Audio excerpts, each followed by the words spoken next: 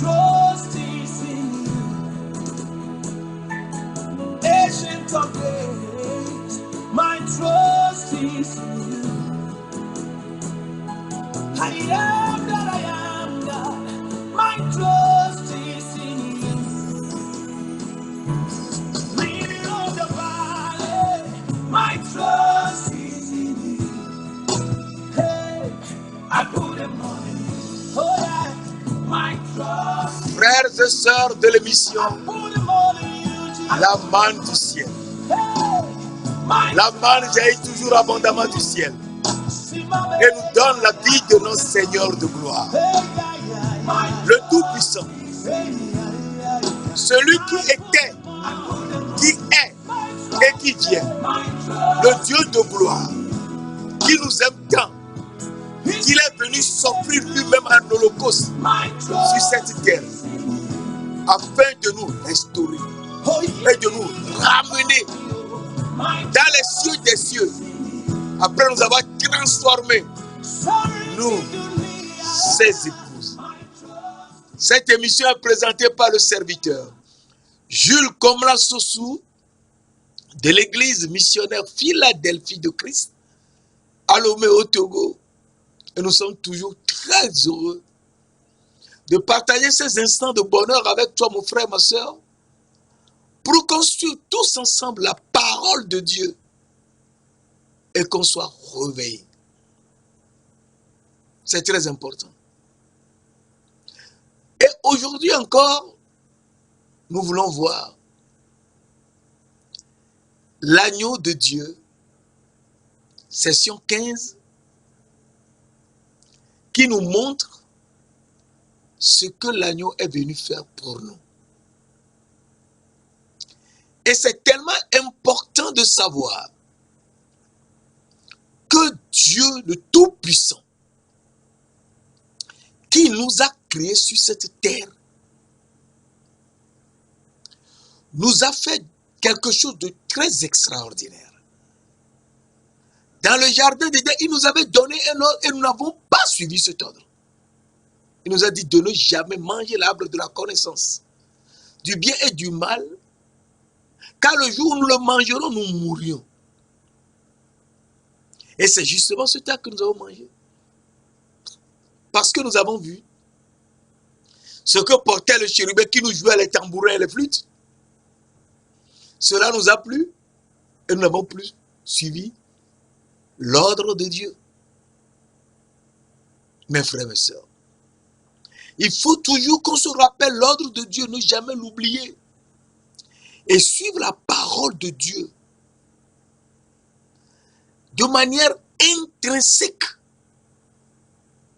afin de pouvoir réussir notre marche sur cette terre. Il est très important de savoir que nous avons été révélés dans les cieux des cieux et que nous étions des âmes et que nous sommes venus sur cette terre pour purifier notre âme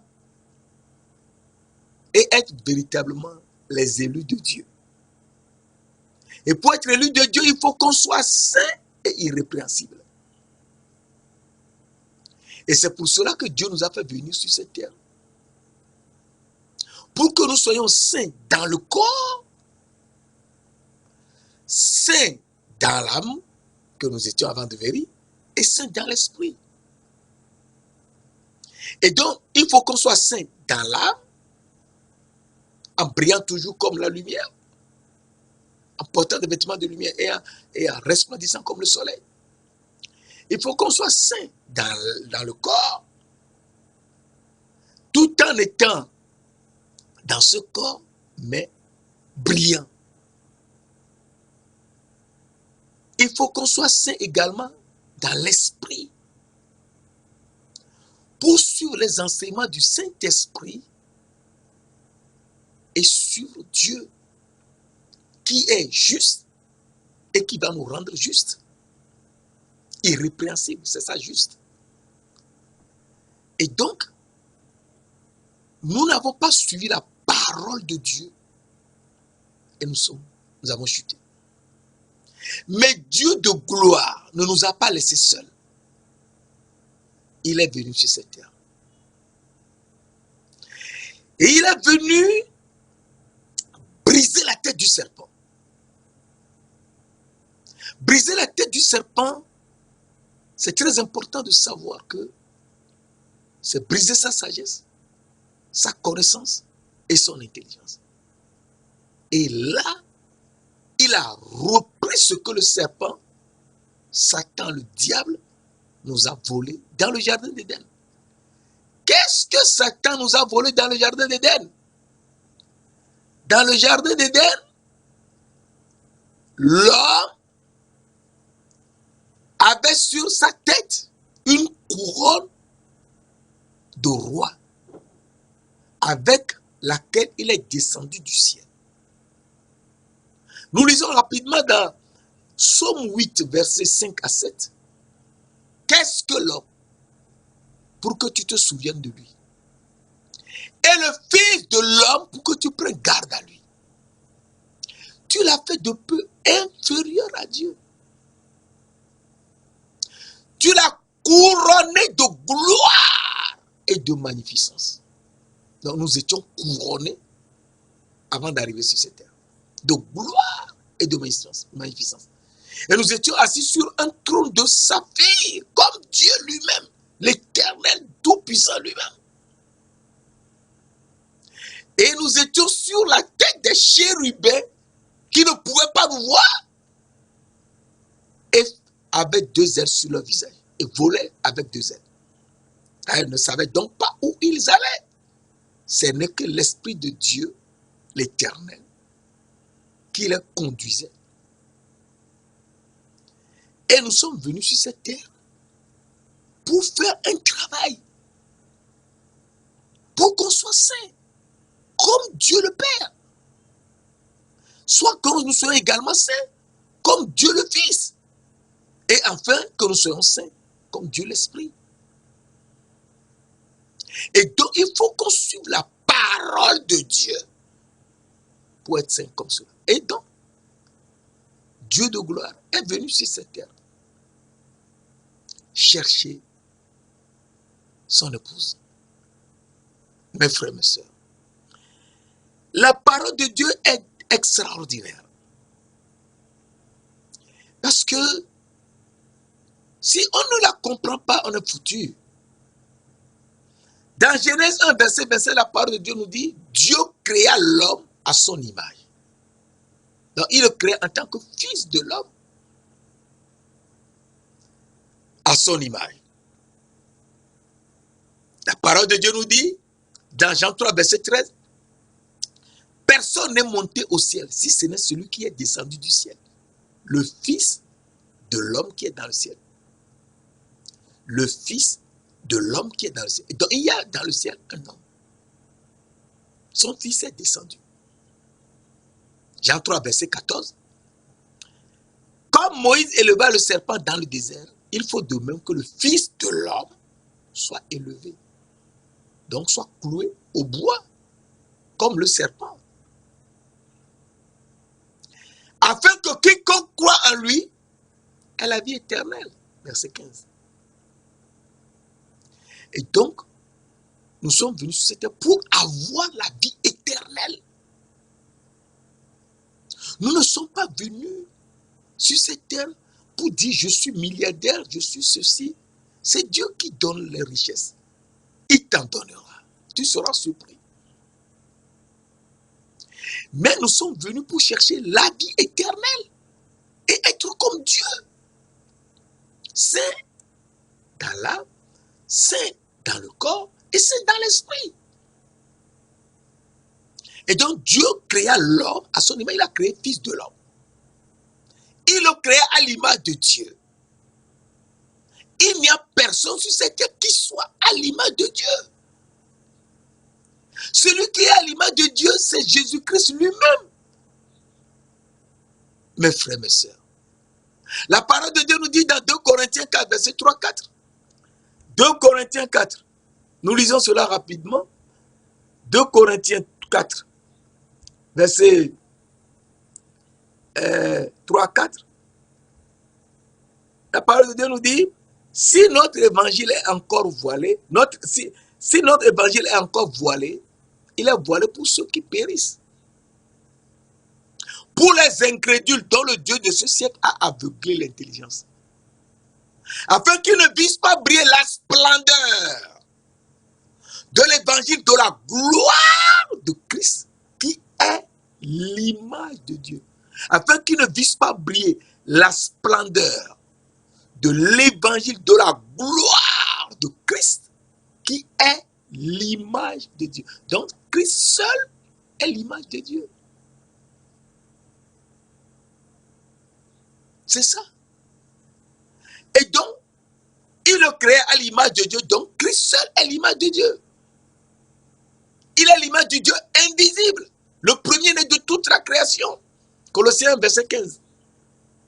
Car tout a été créé en lui, les visibles et les invisibles. Colossiens 1, verset 16. Donc, à partir de là, tu comprends que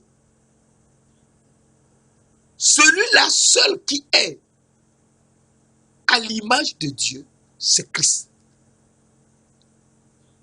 Et il est venu pour se faire agneau de Dieu, afin de nous racheter. Il s'est fait agneau de Dieu, oui. Et donc, la spécificité de la parole, c'est que l'agneau de Dieu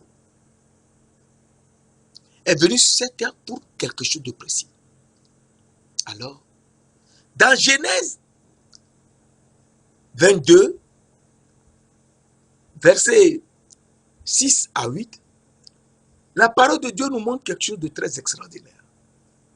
Dieu a dit à Abraham d'amener son fils sur le mont Moria pour l'offrir en holocauste. Et en allant, Abraham qui a eu Isaac à l'âge de 100 ans, ce qui était impossible, Sarah avait 90 ans, c'était impossible d'avoir un enfant à 90 ans. Sarah, qui n'avait jamais eu d'enfant, était stérile et n'avait plus de menstruation depuis au moins 30 ans. Mais Dieu a dit qu'elle aura un fils. On lui donnera le nom d'Isaac, puisque Abraham avait ri. Isaac veut dire j'ai ri. Et Abraham a eu la force d'aller vers Sarah. Et elle a conçu. Ils ont eu un fils. Et Dieu a dit à Abraham de lui offrir ce fils en holocauste. Donc Abraham a eu la foi en Dieu. Ce qui est impossible aux hommes est possible à Dieu. Et donc il faut avoir la foi. Nous sommes sur cette terre. Nous sommes nés un jour. D'où nous venons, nous ne le savons pas. Mais il faut lire la Bible pour savoir que tu viens du ciel. C'est ça, tu viens des cieux, des cieux. Et tu es sur cette terre pour un but. Et ce but, si tu le lâches, tu es perdu. Alors, en allant, le fils, Abraham prit le bois pour l'holocauste, le chargea sur son fils Isaac et porta dans sa main le feu et le couteau. Ils marchaient tous deux ensemble. Alors son fils lui demande, mon père, voici le bois, voici le feu, mais où est l'agneau pour l'holocauste? Verset 8, nous lisons dans Genèse 22. Abraham lui répondit, Dieu se pourvoira lui-même de l'agneau pour l'holocauste. Et donc Dieu va se pourvoir lui-même de l'holocauste. Donc Dieu lui-même se donnera l'holocauste. Ce pouvoir donc se donnera à lui-même l'holocauste. Et il leur avait donné le jour là, l'an de l'Éternel, a appelé Abraham des cieux pour lui dire que lui, l'Éternel, qui est Dieu, il est également l'ange de l'Éternel. Et Abraham a compris ce jour que Dieu est l'Éternel et est l'ange de l'Éternel. Parce que l'ange de l'Éternel qui lui parlait depuis les cieux des cieux lui a dit, je le jure par moi-même, parole de l'Éternel. Et donc, Abraham a su que l'ange de l'Éternel viendra sur cette terre,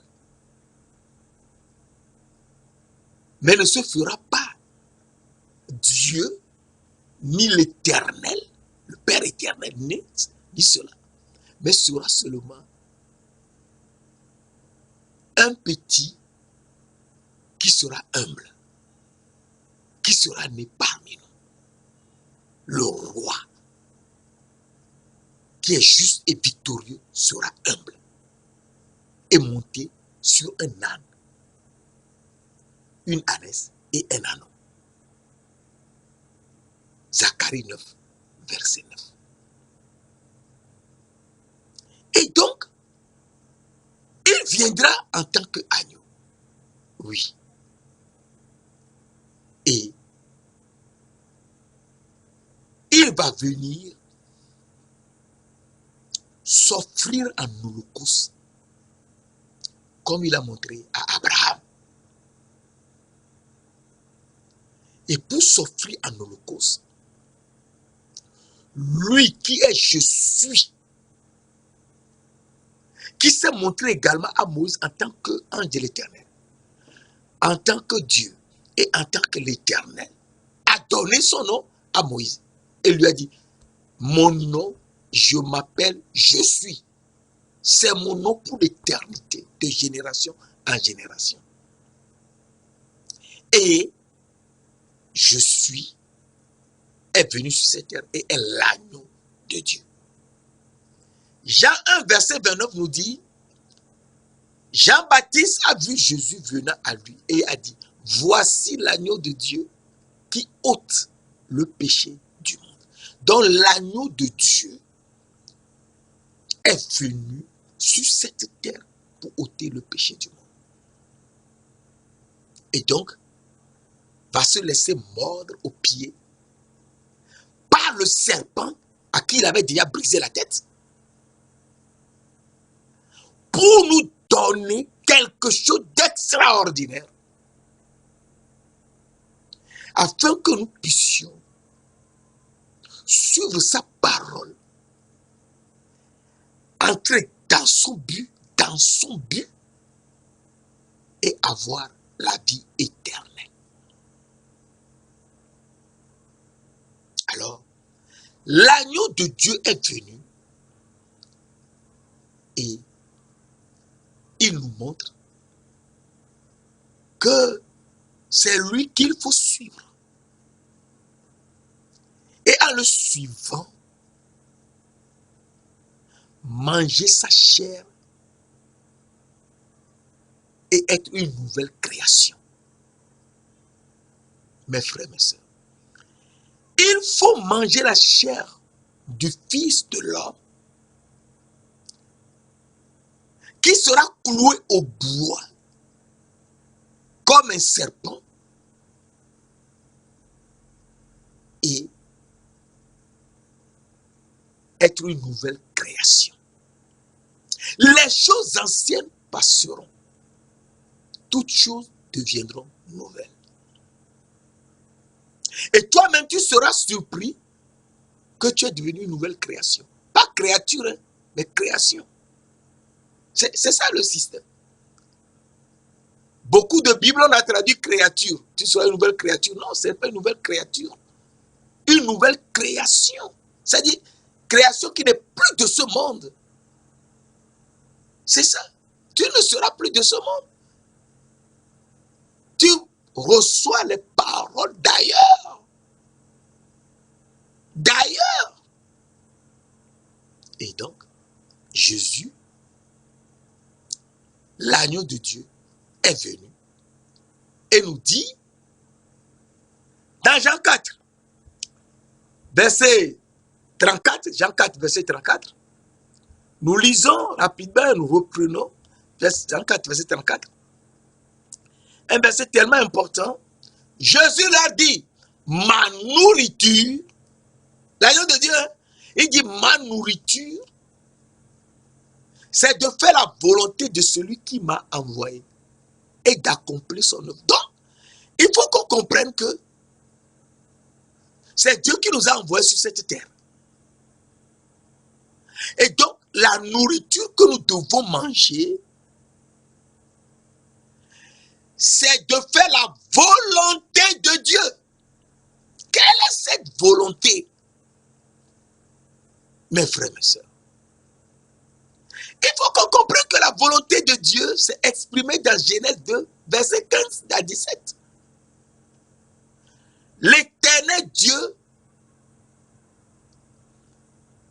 plaça l'homme dans le jardin d'Éden pour le cultiver et le garder. Donc c'est l'éternel Dieu qui nous a placés dans le jardin d'Éden. Nous ne savons pas où se trouvait même le jardin d'Éden.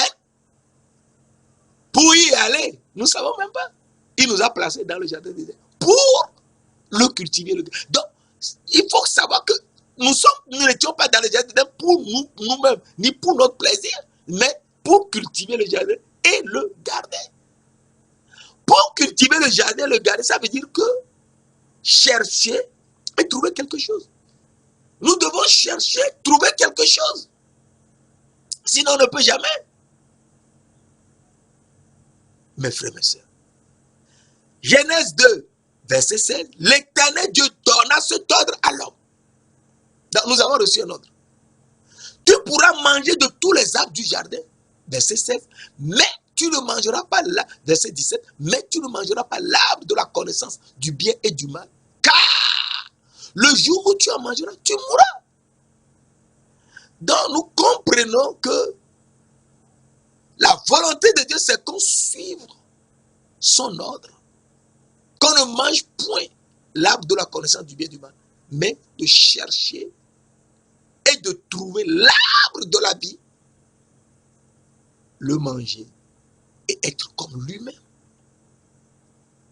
Alors Genèse 2, versets 8 et 9 nous dit, l'éternel Dieu mit l'homme dans le jardin d'Éden, mit l'homme dans le jardin d'Éden, l'homme qu'il avait formé dans le jardin d'Éden. Verset 9, l'Éternel planta un jardin. Et dans ce jardin, il y a des arbres de toute espèce qui sont sortis du sol. Et l'arbre de la vie au milieu du jardin. Et l'arbre de la connaissance du bien et du mal. Donc, l'arbre de la connaissance du bien et du mal est au début du jardin. L'arbre de la connaissance, l'arbre de la vie, pardon, est au milieu du jardin. Donc, il faut chercher l'arbre de la vie au milieu du jardin, le trouver et le manger.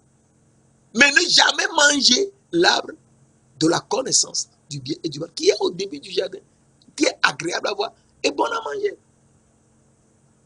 Et donc, quand nous n'avons pas fait, que le serpent nous a trompés, et que nous avons mangé l'arbre de la connaissance du bien et du mal, et que nous avons perdu les habits de lumière que nous portions dans l'arbre, et les yeux qui resplendissaient comme le soleil que nous avions perdu, donc nos âmes avaient les yeux perdus et étaient nus, Dieu de gloire nous a fait quelque chose d'extraordinaire. Il a tué un bélier, un animal, parce qu'on n'a pas donné le nom de l'animal, mais comme dans Genèse 22, Paul Abraham a tué un bélier, nous disons le bélier, mais il a tué en tout cas un animal. Et nous a revêtus de peau d'animal. Revêtus. Donc nous étions vêtus, nous avons perdu les habits de lumière que nous portions, les vêtements de lumière que nous portions. Et donc il nous a revêtus. Mais il nous a revêtus de peau d'animaux. C'est très important. Nous lisons dans Genèse 3, verset 21, Genèse 3, verset 21, rapidement. L'Éternel Dieu fit à Adam et à sa femme des habits de peau et il les a revêtis. De peau de quoi? De peau des animaux qui étaient dans le jardin d'Éden. Et nous nous comportions sur cette terre, nous nous comportons, sur cette terre comme des animaux. C'est ça. Nous n'étions pas des animaux. Mais il faut voir comment nous nous comportons. Nous nous comportons comme des animaux. Je suis riche, je suis fort, je suis ceci. C'est ça. Je suis plus fort que toi. Ce sont les animaux qui font ça. Et nous nous plaisons dans ça. Je suis riche. Et donc, il faudrait que cet habit soit enlevé. Et que nous revêtions encore les habits de lumière. Et être lumière dans ce corps.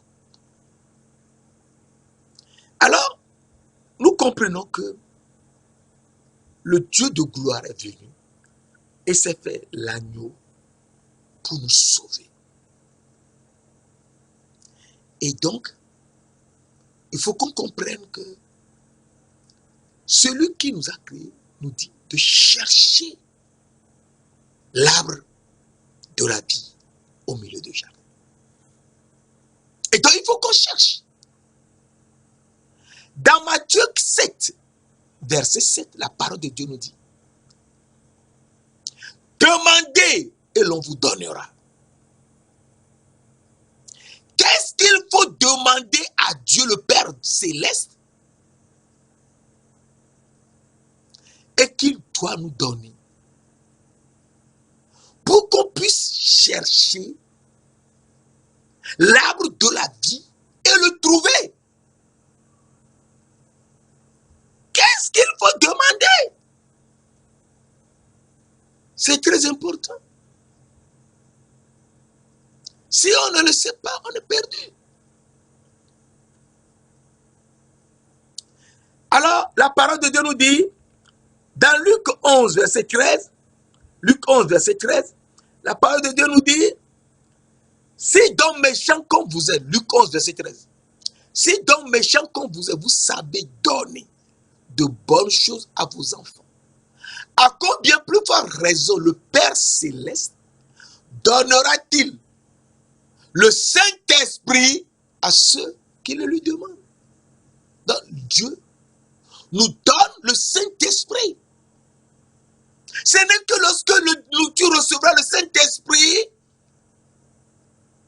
que tu peux chercher l'arbre de la vie. Le Saint-Esprit, ce n'est pas une chanson. J'ai le Saint-Esprit, tout ça, c'est bien.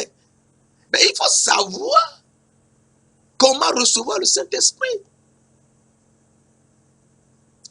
Sinon, c'est des chansons. J'ai le Saint-Esprit. Dieu, il est grand. Il nous aide. Il nous aide. Mais il faut le voir. L'Esprit qui sort. Le souffle de nos narines, on ne l'a jamais vu. Mais Dieu te montrera le Saint-Esprit. Et il te conduira, tu le suivras.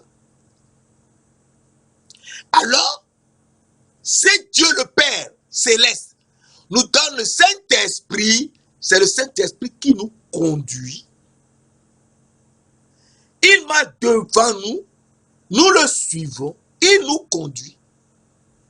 Et on commencera à chercher l'arbre de la vie et le trouver. Alors il dit, cherchez, deuxième position, cherchez et vous trouverez. C'est le Saint-Esprit qui va nous conduire en marchant devant nous et nous le suivons. Et nous trouverons l'arbre de la vie. Sans le Saint-Esprit, on ne peut pas. Jamais. Alors, frappez et l'on vous ouvrira. Que faut-il frapper pour qu'on nous ouvre? Mes frères, mes sœurs, Il faut se rendre à l'évidence que c'est Jésus-Christ qui est la porte et qu'il faut frapper. Jean 10, verset 5 nous dit, Jésus dit, je suis la porte des brebis. Je suis la porte, celui qui entre par moi sera sauvé. Il faut qu'on passe par cette porte. Et c'est le Saint-Esprit, l'Esprit de Dieu lui-même qui s'ouvre. Parce que Dieu est esprit. Jean 4, verset 24, Dieu est esprit. Il s'ouvre et nous entrons. Et il se ferme.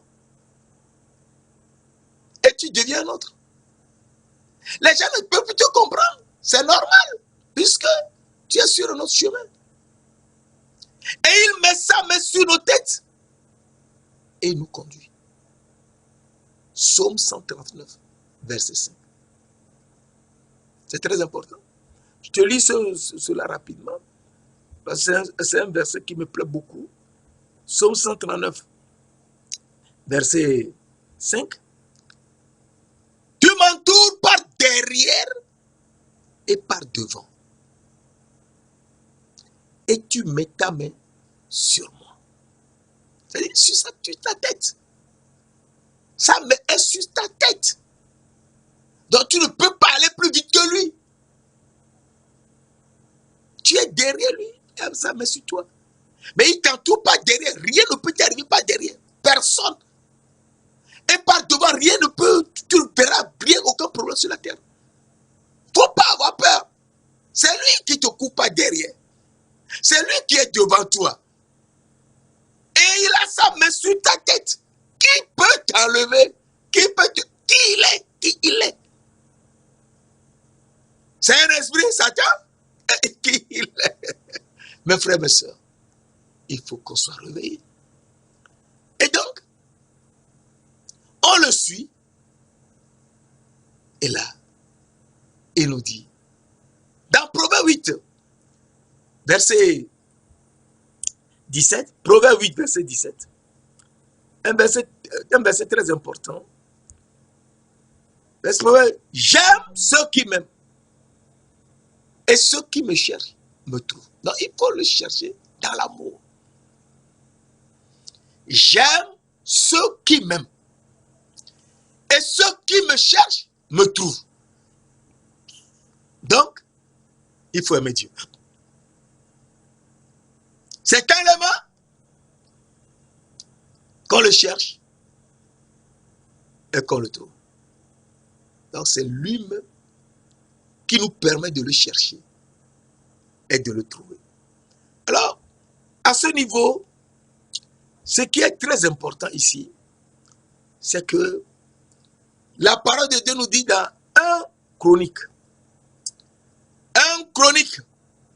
22, verset 19, 1 Chronique 22, verset 19, qui est un verset tellement important. Appliquez maintenant votre cœur et votre âme à chercher l'Éternel, votre Dieu. Levez-vous et bâtissez le sanctuaire de l'Éternel, afin d'amener l'arche de l'Éternel. Alors, nous comprenons ici qu'il faut qu'on applique notre âme et notre cœur à chercher Dieu. Il faut le chercher. Et quand on le cherche, il se laisse trouver. Très important. Il se laisse trouver, mes frères, mes soeurs. Car l'Éternel est Dieu. Et Salomon nous dit, si tu le cherches, il se laissera trouver par toi. C'est très important. Donc, il faut qu'on comprenne que Dieu de gloire veut qu'on le cherche et qu'on le trouve. Si on ne le cherche pas, on ne peut jamais le trouver. Il faut le chercher. C'est très important. Alors, on lit un verset rapidement et on avance pour le chercher. Parce que c'est très important. Chercher, trouver Dieu.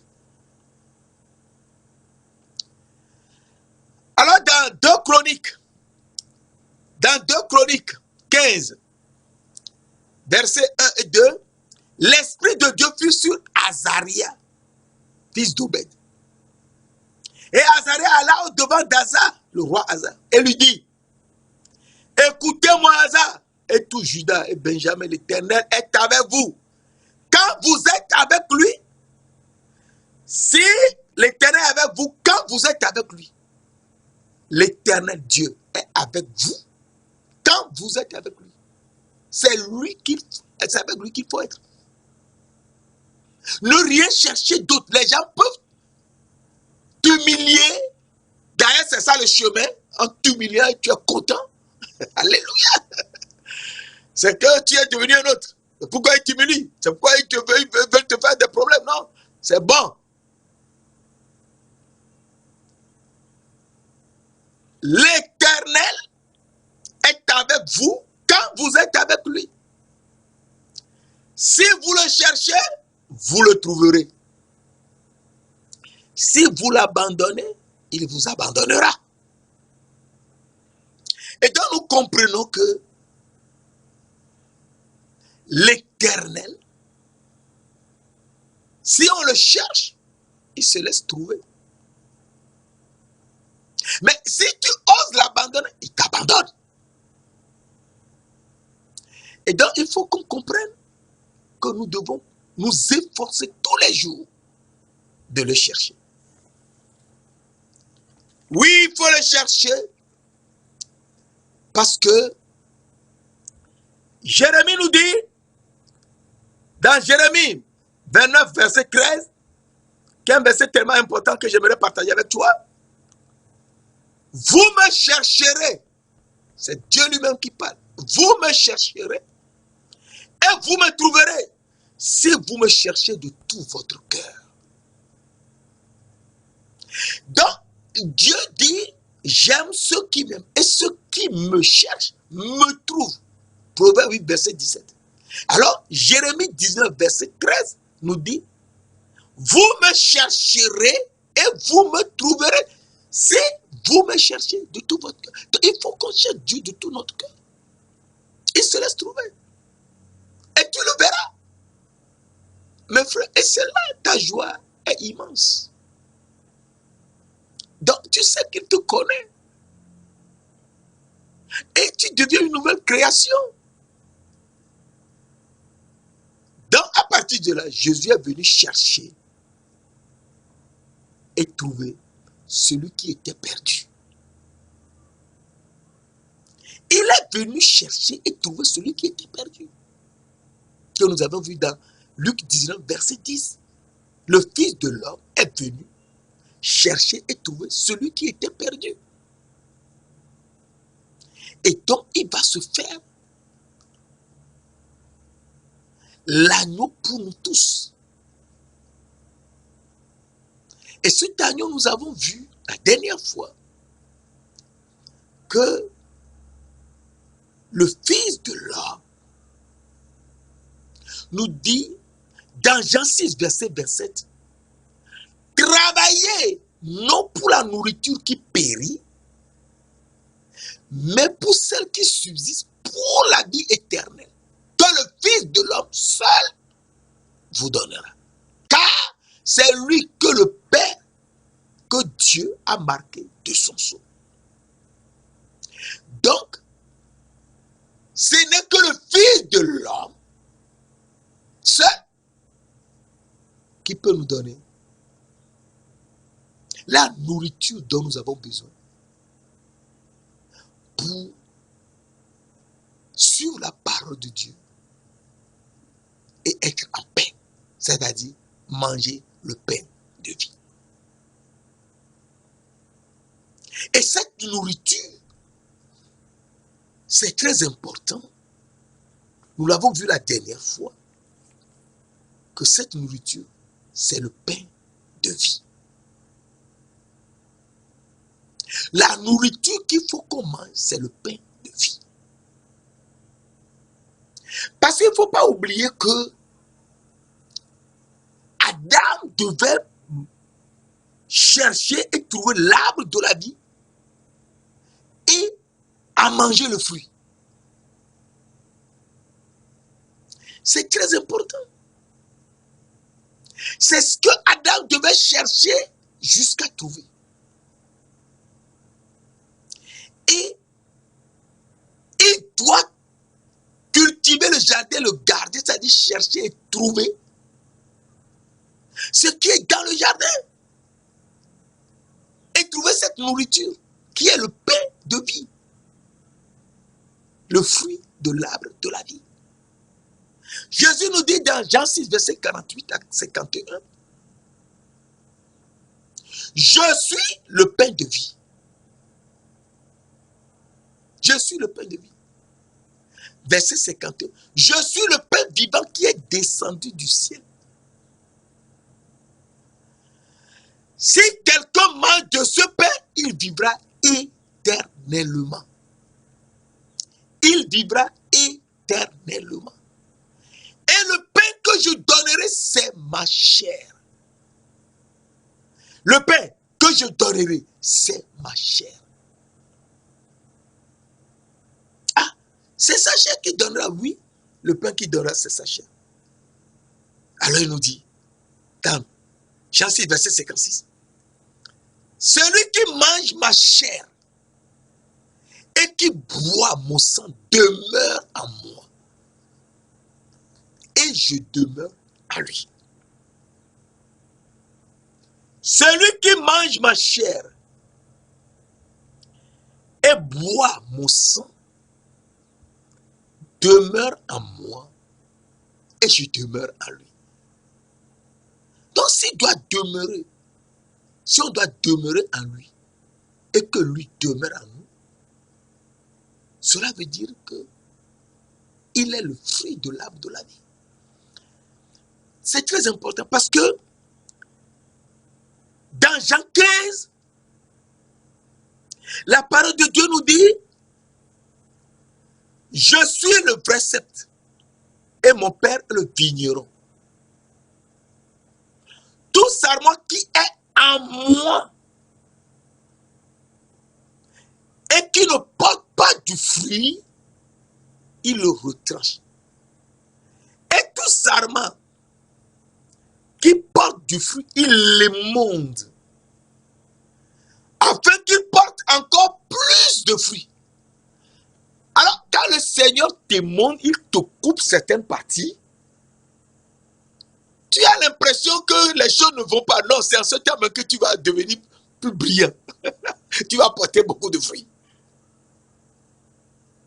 Et beaucoup de gens vont bénéficier de ce fruit.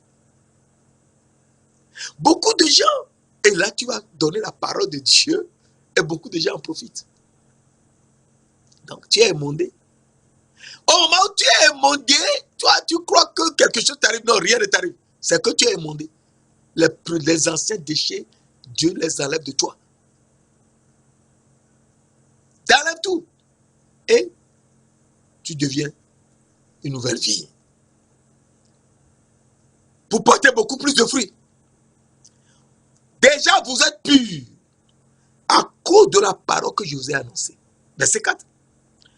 Demeurez en moi. Donc, il faut demeurer en lui. C'est ça. Et je demeurerai en vous. Comme le sarment ne peut de lui-même porter de fruits, s'il ne demeure attaché au cep, ainsi vous ne le pouvez non plus si vous ne demeurez en moi. Vous ne le pourrez si vous ne demeurez en moi. Donc il faut demeurer en lui. C'est très important. Il faut demeurer en lui.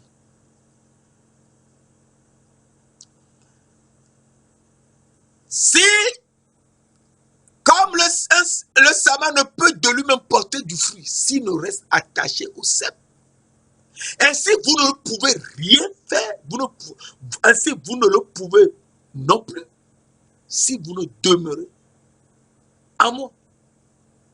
Verset 5. Je suis le cep, vous êtes les sarments. Il est le cep, nous sommes les sarments. Celui qui demeure en moi. Il faut demeurer en lui. Christ en nous. Si celui qui est en Christ, il est une nouvelle création. Les choses anciennes sont passées. Donc, celui qui demeure en Christ, donc demeure en lui, celui qui demeure en moi, et en qui je demeure, Christ en nous, l'espérance de la gloire. Christ en nous, l'espérance de la gloire. Colossiens 1, verset 27. Donc, il faut être en Christ et Christ en nous. Celui qui demeure en moi et en qui je demeure porte beaucoup de fruits. Car sans moi, vous ne pouvez rien faire. Verset 6. Si quelqu'un ne demeure pas en moi, il est jeté dehors et il sèche. Comme le sarment, il sèche. Puis on ramasse les sarments, on les jette au feu et il brûle. Verset 7 et 8. Si vous demeurez en moi, Christ en nous. Si vous demeurez en moi, celui qui est en Christ, il est une nouvelle création.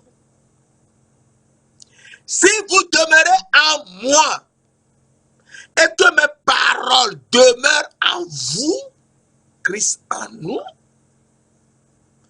demandez ce que vous voulez, vous voudrez, et cela vous sera accordé. C'est un verset tellement important. Demandez ce que vous voudrez. Et donc on demande, non pas les choses de cette terre, mais on demande la vie éternelle. On demande de trouver l'arbre de la vie, le manger et gagner la vie éternelle. C'est ce qu'il faut demander. Non pas les milliards de ce monde. Verset 8. Si vous portez beaucoup de fruits, c'est ainsi que mon Père sera glorifié. Et que vous serez mes disciples. Comme le Père m'a aimé, je vous ai aimé. Demeurez dans mon amour. Et donc nous savons que il faut demeurer dans l'amour de Dieu. Alors, Jean 6, que nous lisions, verset 57 à 58 nous dit, et c'est très important, c'est comme le Père qui est vivant m'a envoyé et que je vis par le Père.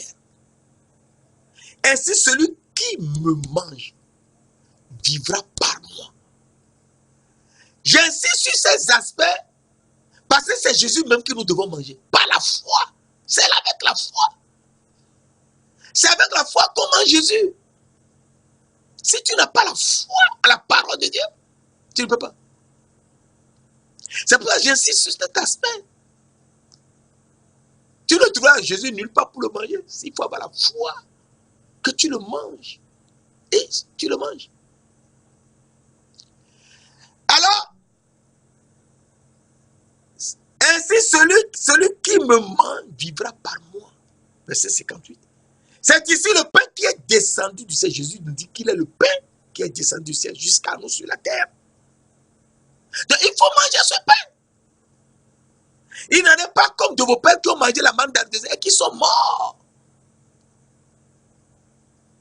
Celui qui mange ce pain que je suis, le pain de vie, vivra éternellement. Jean 6, verset 50. Celui qui mange ce pain que je suis le pain de vie, il vivra éternellement. Et donc, c'est Jésus qu'il faut manger. C'est donc lui la nourriture. Oui, c'est la nourriture qu'il faut manger. La nourriture, oui.